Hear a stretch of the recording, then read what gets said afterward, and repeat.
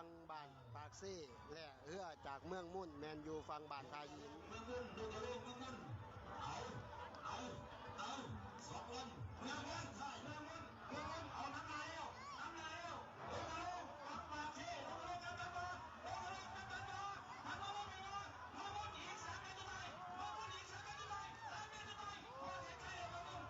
ที่เราต้องรู้ว่าทำอะไรบ้างหรือว่าเขาเส้นไส้แมนเรือจากเมืองมุ่นเขาเส้นไส้